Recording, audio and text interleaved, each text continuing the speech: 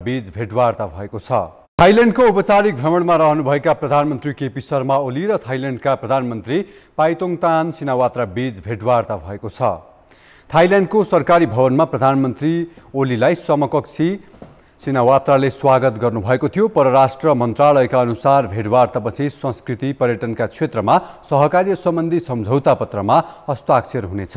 यसैगरी दुई देश बीचका गैर सरकारी र व्यावसायिक संस्था बीच विभिन्न 6 सहमति पत्र आदान प्रदान हुनेछन्।